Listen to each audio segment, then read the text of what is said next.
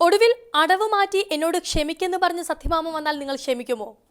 കേരളം ക്ഷമിക്കുമോ? കേരളത്തിൽ ഏറെ വിവാദം സൃഷ്ടിച്ചത് സത്യഭാമയുടെ വിവാദ പരാമർശം. ആരെയും വേദനിപ്പിക്കാൻ ഉദ്ദേശിച്ചിട്ടില്ല. ക്രൂരമായ സൈബർ അധിക്ഷേപം നേരിടുന്നു. ആരാണ്? സത്യഭാമ. പരാതിയുമായി സത്യഭാമ രംഗത്തെത്തിയിരിക്കുകയാണ്. കറുപ്പ് നിറമുള്ളവർ മോഹിനിയാട്ട മത്സരത്തിൽ പങ്കെടുക്കരുതെന്ന പരാമർശം നടത്തിയതിന് പിന്നാലെ ക്രൂരമായ സൈബർ ആക്രമണമാണ് നേരിടുന്നതെന്ന് കലാമണ്ഡലം സത്യഭാമ അറിയിച്ചിരിക്കുകയാണ്.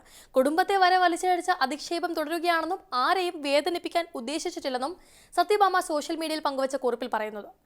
താൻ ചില യൂട്യൂബ് ചാനലുകൾ പറഞ്ഞ കാര്യത്തെ മാധ്യമങ്ങൾ വളച്ചൊടിച്ചെന്നും പിന്നാലെ വലിയ രീതിയിലുള്ള സൈബർ അധിക്ഷേപം നേരിടുന്നുവെന്നുമാണ് സത്യഭാമ ആരോപിച്ചിരിക്കുന്നത്.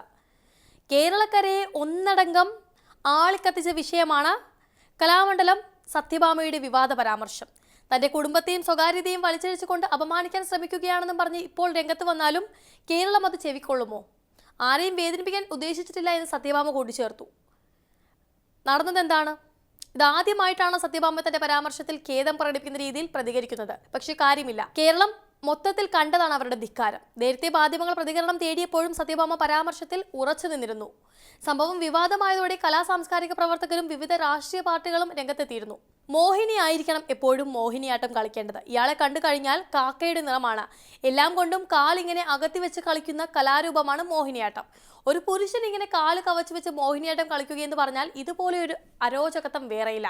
ആൺപിള്ളേർക്ക് മോഹിനിയാട്ടം ചേരുകയാണെങ്കിൽ തന്നെ അവർക്ക് അതുപോലെ സൗന്ദര്യം വേണം. ആൺപിള്ളേരിൽ നല്ല സൗന്ദര്യമുള്ളവർ ഇല്ലേ? ഇവനെ കണ്ടാൽ ദൈവം പോലും, എന്തിന് പെറ്റ തള്ള പോലും സഹിക്കില്ല. ഇങ്ങനെയായിരുന്നു സത്യഭാമയുടെ പരാമർശം.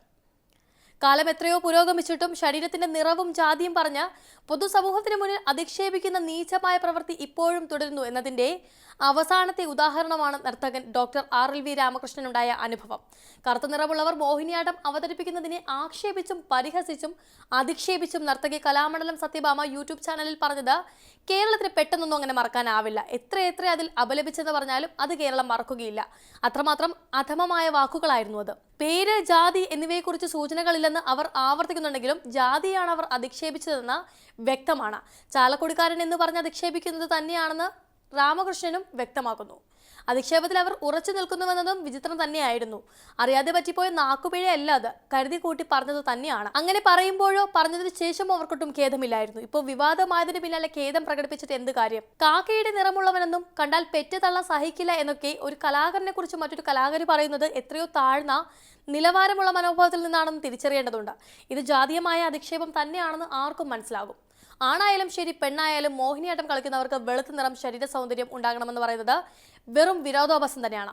ഈ വിവാദ പരാമർശത്തിനെതിരെ മനുഷ്യാവകാശ കമ്മീഷൻ സ്വയമേധയാണ് കേസെടുത്തത്.